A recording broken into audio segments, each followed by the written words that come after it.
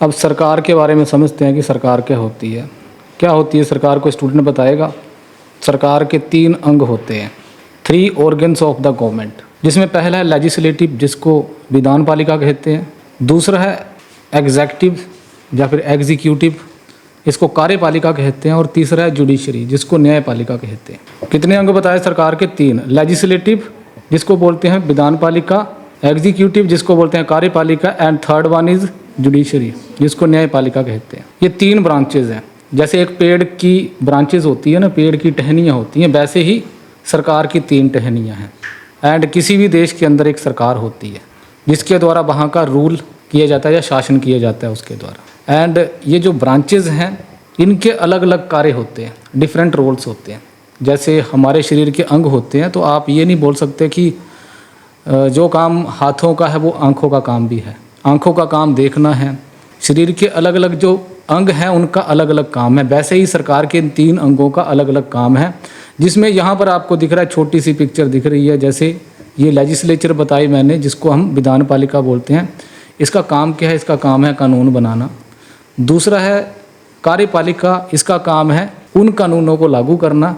और तीसरा जिसको न्यायपालिका कहते हैं, यदि इन कानूनों का कोई उल्लंघन करता है तो उस केस में उसको ठीक करने का काम है न्यायपालिका का। तो हमारे देश के अंदर जो विधान पालिका है उसको संसद कहते हैं। सुना है संसद के बारे में? कितने सदन होते हैं संसद के? 2 सदन होते हैं, 2 houses of the parliament. Parliament English में बोलते हैं और हिंदी में क्या बोलते हैं? संसद। एंड संसद has 2 houses, one is Lok Sabha and another one is Rajya Sabha. तो हमारे देश की संसद क्या काम करती है? कानून बनाने का काम करती है। तो हम अपने जो सांसद हैं उनसे उम्मीद करते हैं कि आप केवल कानून बनाने का काम करेंगे। फिर उसके बाद दूसरा पॉइंट आता है कार्यपालिका। अब कानून तो संसद ने बना दिए। अब संसद ऐसा नहीं है कि रोज़ के रोज़ वहाँ पे बैठते हैं और आपस में एक दूसरे को गालियाँ निकालते हैं या कुछ भी वहाँ पर डिस्कशन करते हैं या कानून बनाते हैं। रोज़ रोज़ तो नहीं बनते ना। साल के कितने सत्र होते हैं? 3 सत्र होते हैं, 3 सेशंस जिनको हम बोलते हैं। जैसे ग्रीष्मकालीन सत्र के बारे में सुनते हैं आप, शीत सत्र के बारे में सुनते हैं, मानसून सत्र के बारे में सुनते हैं। मानसून क्या है? ये बारिश जो आ रही है ये मानसून से ही आ रही है, साउथ वेस्ट मानसून जिनको हम बोलते हैं। समुद्र से ही आता है ना पानी, अरेबियन सी से, बे ऑफ बंगाल से, हवाएं वहाँ से आती हैं। लो प्रेशर जोन क्रिएट होता है, इंटरट्रॉपिकल कन्वर्जेंस जोन जो हमारे गंगा वाला एरिया वहाँ पर क्रिएट होता है। लो प्रेशर का मतलब है यहाँ गर्मी बहुत ज़्यादा हो जाती है, और ये जो गर्मी है ये आकर्षित करती है ठंडी हवाओं को जिनको विंड्स हम बोलते हैं। अब ये जो हवाएं विंड्स जब आती हैं इस ज़मीन की तरफ आकर्षित होते हुए, तो समुद्र का पानी जो भाप बनकर ऊपर उड़ रहा होता है उसको भी साथ में लेके आ जाती है। जो इवेपोरेट वाटर हो रहा होता है उसको भी साथ में लेके आ जाती है। एंड उसके साथ आते ही जैसे ही यहाँ पर ये पहुँचती है, तो जैसे जैसे वो जो इवेपोरेशन का जो पानी उनके साथ आया है, जैसे जैसे वो बारी होता जाएगा तो वहाँ वहाँ गिरता जाएगा। और हिमालय हमारे देश का एक ऐसा रीजन है यहाँ से बारिश आगे नहीं जा पाती है। वो जो विंड्स हैं वो आगे नहीं जा पाती है, हिमालय उनको रोकने का काम करता है, जिसके कारण इन्हीं एरियाज़ में आपको बारिश देखने को मिलती है। आज के टाइम में भी आप देख रहे होंगे कि बहुत सारे हिस्सों में बाढ़ आ रही है, कहीं पे बहुत सारी बारिश हो रही है। कल भी बारिश के कारण छुट्टी भी दे दी गई थी। अगर मानसून सत्र होता है तो मानसून सत्र में भी संसद कितने दिन बैठेगी? 15 दिन बैठ जाएंगे, 20 दिन बैठ जाएंगे। अब वो कानून बना दिए गए हैं तो उनको लागू करने का काम कौन करेगा? डे टू डे रिस्पॉन्सिबल कौन है? डे टू डे रिस्पॉन्सिबल है कार्यपालिका। और कार्यपालिका 2 प्रकार की होती है, एक स्थायी कार्यपालिका होती है, एक अस्थायी होती है। One is permanent and another is temporary. हमारे देश में अगर संसद है तो उसकी कार्यपालिका कौन है? उसकी कार्यपालिका है प्रधानमंत्री और उसके मंत्री, जिसको क्या बोला गया? कार्यपालिका। और ये कौन सी कार्यपालिका है? ये अस्थायी कार्यपालिका, टेम्परेरी कार्यपालिका है। इसको टेम्परेरी क्यों बोलेंगे हम? इसको हम टेम्परेरी इसलिए बोलते हैं क्योंकि 5 साल बाद तो इनको बदल जाना है। 5 साल बाद हो सकता है कि किसी दूसरी पार्टी को ज़्यादा सीटें मिल जाएं तो उसके वहाँ पर सरकार बन जाए, उसके मंत्री उसका प्रधानमंत्री बन जाए। इसको क्या बोला गया? टेम्परेरी। एंड परमानेंट कार्यपालिका कौन है? स्थायी कार्यपालिका। तो कार्यपालिका भी 2 है, एक वो जो मंत्री 5 साल के लिए आते हैं और इन मंत्रियों के अंडर, इसको हम पॉलिटिकल एग्जीक्यूटिव बोलते हैं। एंड एक ब्यूरोक्रेटिक एग्जीक्यूटिव है जिनका जो चुनाव है वह कैसे किया जाता है, उनको कहाँ से लाया जाता है? उनको लाया जाता है जब कोई व्यक्ति आईएएस का एग्ज़ाम क्रैक कर लेता है, आईपीएस का एग्ज़ाम कर लेता है, पीसीएस का क्लियर कर लेता है, तो ऐसे जो व्यक्ति हैं वो परमानेंट कार्यपालिका है। अब ये जो परमानेंट कार्यपालिका है, स्थायी कार्यपालिका, ये किसके अंतर्गत काम करती है? ये जो हमारी अस्थायी कार्यपालिका है, जिनको आप मंत्री और प्रधानमंत्री कहते हैं। अब हमारे जहन में प्रश्न आ सकता है कि ये जो परमानेंट कार्यपालिका है या स्थायी कार्यपालिका है, ऐसा क्यों है कि ये अस्थायी कार्यपालिका के अंडर काम करती है? उसका सिंपल सा रीज़न ये है कि India is a democratic country, Bharat एक लोकतांत्रिक देश है एंड लोगों के द्वारा चुनी गई सरकार है। यदि कोई निर्णय को लागू करते समय कोई दिक्कत आती है तो उसके लिए लोग किसको रिस्पॉन्सिबल ठहराएंगे? क्या वो आईएएस को रिस्पॉन्सिबल ठहराएंगे? वो मंत्री का गला पकड़ेंगे, सरकार का गला पकड़ेंगे कि आपकी सरकार ने ये किया, तो 5 साल बाद उनको जवाब भी देना है। सो दैट इज़ वाई लोगों की इच्छाओं को ध्यान में रखते हुए वास्तविक शक्ति किसके हाथ में है? अस्थायी कार्यपालिका के हाथ में, जिसको हम टेम्परेरी कार्यपालिका कहते हैं। तो ये 2 प्रकार की कार्यपालिका आपने समझ ली। तीसरी है जुडिशरी, जिसको आप न्यायपालिका कहते हैं। और न्यायपालिका का काम क्या है? लोगों को न्याय देना। इन केस ऑफ मान लीजिए कि इन कानूनों का उल्लंघन होता है जिनको बनाया संसद के द्वारा गया है, लागू कार्यपालिका के द्वारा किया गया है, और यदि इन नियमों का उल्लंघन होता है तो उस उल्लंघन से बचाव के लिए हमारे पास क्या सहारा बचता है? न्यायपालिका। न्यायपालिका के पास कुछ भी नहीं होगा। न्यायपालिका बोलेगी कि अपने कानून लेके आओ, पहले मैं रीड करता हूँ। जज वहाँ पे बैठा होगा, वो बोलेगा मैं रीड करता हूँ और देखता हूँ कि वाकई में किसी चीज़ का उल्लंघन हुआ है या नहीं हुआ है। यदि कोई नियम बना था उसका उल्लंघन हुआ है या नहीं हुआ, तो उसके लिए एक पढ़ा लिखा, एक निष्पक्ष व्यक्ति, इंटेलिजेंट व्यक्ति चाहिए होता है। तो दैट इज़ वाई वहाँ पर जजेस बैठे होते हैं और जजेस फिर उसका निर्णय करते हैं। तो सरकार के ये 3 अंग होते हैं।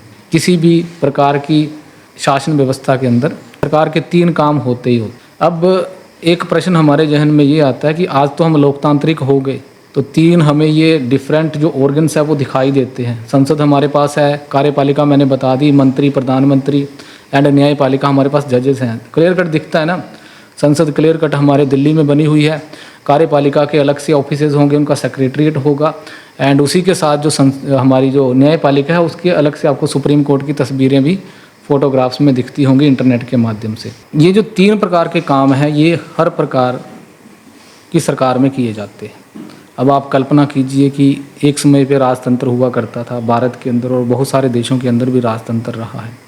और राजतंत्र में रूल कौन करता है? एक व्यक्ति रूल करता है। और किस आधार पर रूल करता है? वो इस आधार पर रूल करता है कि वह राजा का बड़ा पुत्र है। कुछ भी नियम हो सकता है कि वो राजा का बेटा है, जन्म के आधार पर उसको आगे राजगद्दी मिल जाती है। इसीलिए बनता है ना राजा। राजा का चुनाव तो नहीं होता है।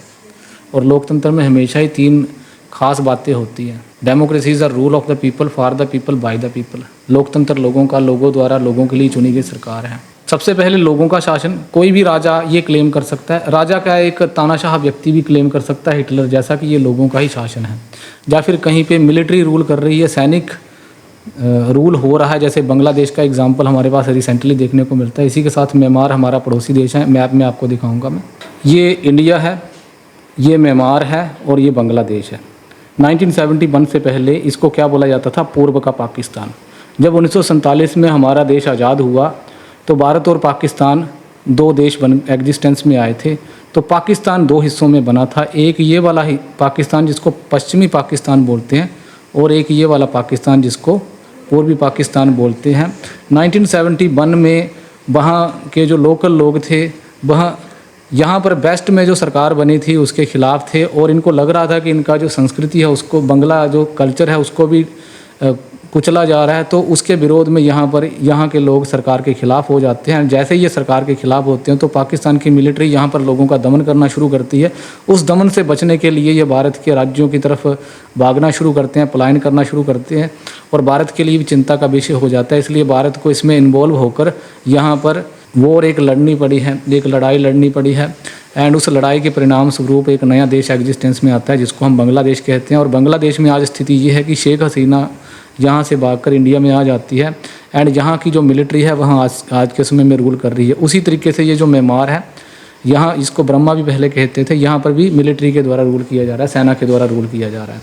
तो यहाँ पर लोकतंत्र नाम की कोई चीज़ नहीं है। तो कुल मिला के मैं बोल रहा हूँ, राजतंत्र चाहे हिटलर जैसा कोई तानाशाह हो, या कोई मिलिट्री का रूल हो जिसको सैनिक हम शासन कहते हैं, इस प्रकार के शासन भी अपने आप को लोगों का शासन कहलाने का दावा करते हैं और उसी के साथ कहते हैं कि हम लोगों के लिए अपना शासन कर रहे हैं। पर इसमें सबसे जो खास बात है वो ये है, लोकतंत्र में बाय द पीपल, लोगों के द्वारा रूल किया जा रहा है, डायरेक्टली और इनडायरेक्टली, प्रत्यक्ष रूप से या अप्रत्यक्ष रूप से लोगों के द्वारा शासन किए जा रहा है। और लोगों के द्वारा शासन कब किया जाता है? या तो लोग अपने कानून खुद बनाएं और अपने कार्यपालिका का काम भी खुद संभालें, और इसके दो तरीके हैं, या तो प्रत्यक्ष रूप से वहाँ पर कानून बनाने चले जाएं, और मान लीजिए कि भारत के अंदर ये नियम लागू हो जाता है कि प्रत्यक्ष रूप से लोग जाते हैं कानून बनाने के लिए, तो क्या एक जगह पे 121 करोड़ या 150 करोड़ लोग इकट्ठे हो सकते हैं? नहीं हो सकते। तो इसके लिए हमें अप्रत्यक्ष तरीका ढूंढना पड़ेगा, यानी कि हम अपने नुमाइंदों को चुनकर संसद के अंदर भेजेंगे, फिर वह हमारे लिए कानून बनाएंगे।